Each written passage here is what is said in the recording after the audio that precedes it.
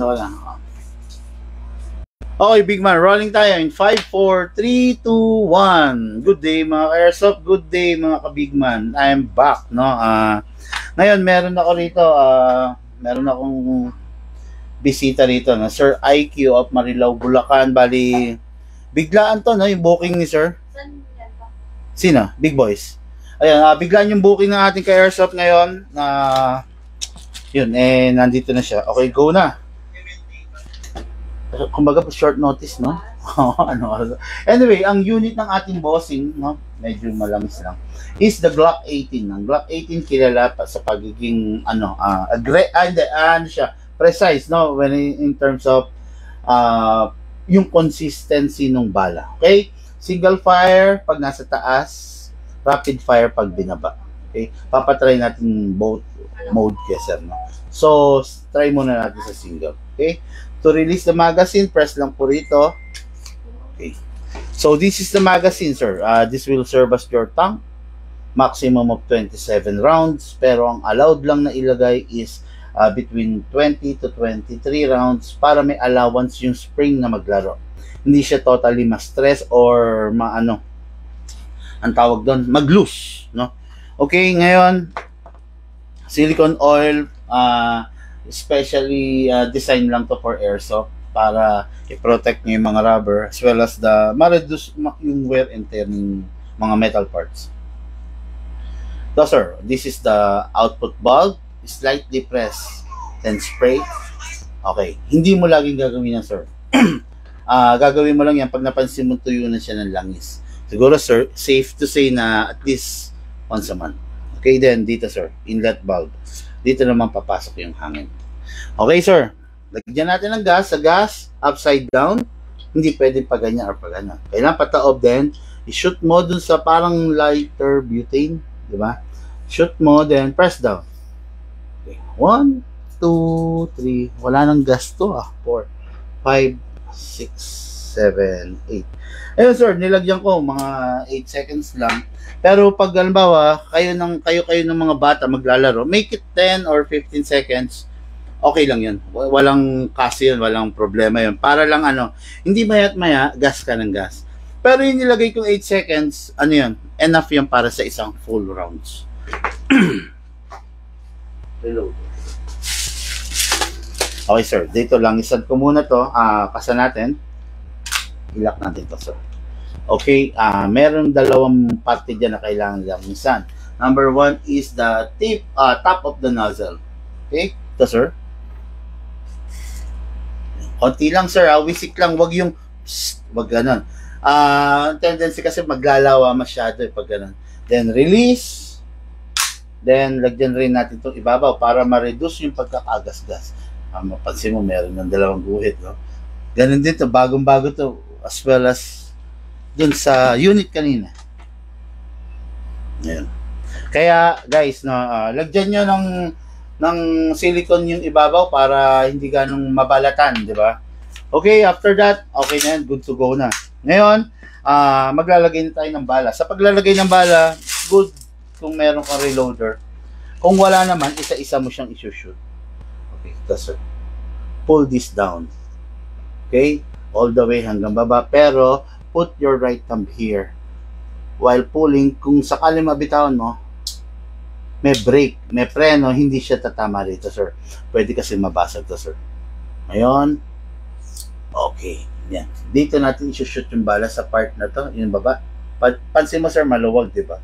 Yan. Dito medyo masikip yan. Doon isushoot yung bala. Ngayon, lagyan natin, no?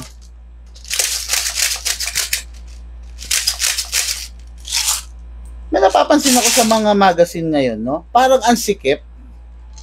Hindi tulad dati.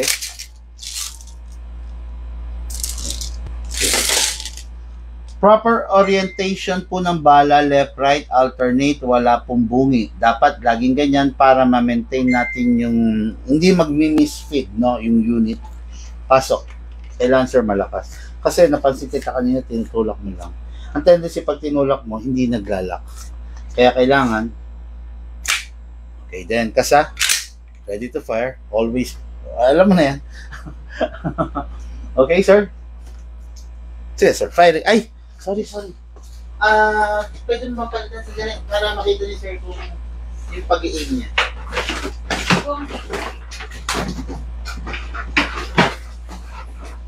Saan ba? Okay, ito na sir.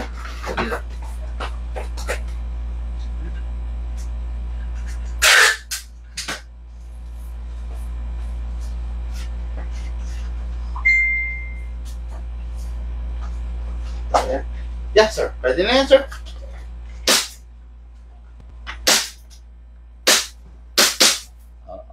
Okay, then try mo yung rapid fire, sir. I-switch mo siya pababa.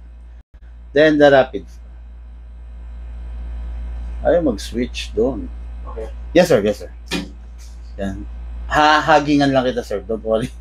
Okay. Yan. Yan yung rapid, no? Okay, pwede mong i-switch sa single fire. Then, yan. Hanggang maubos, sir.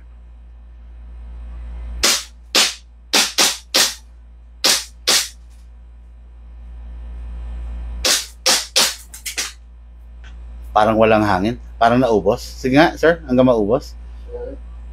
Okay. Okay. Naubos nga hangin, sir. Lagyan ko lang, sir, para hanggang sa ubusin natin. Okay. Nabitin. Ayun, napansin mo yung ibang bibis lumalabas, hindi nababasag, di ba? Yung pag sa ibang unit yun, basag yun. Oo, kasi talagang malakas. Oo. Pero hindi naman sa mahina, kaya lang, sadyang mas malakas lang talaga yung iba. Okay, sir. Hanggang maubos, sir, yung bala. Para mag-open bolt.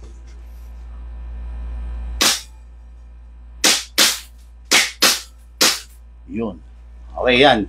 Indication yan na wala ng bala, sir. Kaya nag-open na ganyan. So, next thing to do after that, release the magazine. Then, kung di ka pa tapos maglaro, lagyan mong bala, pasok mo ulit, then release. No need na kasa pa ulit. Pero kung tapos ka na, release the magazine, then rest the hammer by pressing the trigger. Always yun, sir, ha? Wag na wag ipapasok yung magazine na nakakasa. Kasi yung sabi mong trauma, pwedeng matrauma dun yung gagamit. Kasi kung nakakasa, halimbawa, meron palang naipit na bala, meron na palang defect yung hammer, pag nakakasa, pinasok mo yan, ganun na yan, magra-rapid na yan. Yun ang sakit ni Glock. Apo, pag bumigay yung hammer, kahit naka-single fire ka, nagra-rapid. Kaya, always, yun nga, para makasigurado tayo, make sure na press mo muna to, pointing down, bago mo ipasok ang magazine. Para sure tayo na hindi siya nakakasa. Kasi unlike dun sa mga 2011, may hammer, di ba? Alam natin pag nakacock siya, nakababa yung hammer. Yan. So, ayun, yun lang naman. Lifetime service warranty sa unit. Napakita ko naman sa iyo kung paano yung pag-dismantle. Actually, matagal mo pa papakinabangan yan, no? Pag medyo nakabisado mo na talaga siya. Yun. Pero yun nga, no need naman to dismantle kamo, lilinisan. Walang kailangan linisan sa barrel kasi wala namang pulbura, walang combustion na nangyayari. No? Yun lang, kahit yung outer lang, punas-punas lang para ma-maintain yung pagiging maganda ng block. Okay? Okay then, sir. 1 day, 2 days, 3 days, up to 5 days yung tirang hangin, pwedeng nakastock. Pero kung tatagal ng weeks or months, pasingawin mo na lang para safe. Unang-una, safe sa family mo. Kung may gumalaw, walang mangyayari kasi walang laman. Safe din sa barrel kasi, ano siya, sir, hindi may stress yung mga valve. Kasi, kung matagal na panahon, may stress yan, ino-hold niya yung pressure. Okay, pasingawin natin. Press lang po to. Dami. Okay, after that, safe nang itabi yan. Okay, unit ng ating ka-airsoft, no? Glock 18, ganda, Glock standard, equipped with single fire and rapid fire, no? Okay, available ang ating Glock 17, no? Glock 17 na top of the line. Available, dalawang model ang meron, silver and black. Okay mga ka-airsoft, maraming salamat sa inyo. Lahat po tayo nagmula sa iba't ibang larangan, pinagbuklod, pinag-isa ng isang libangan. Yun ang paglalaro ng airsoft. Hatid po sa inyo ng inyong lingkod, Big Man. Thank you po. Have a blessed day to all.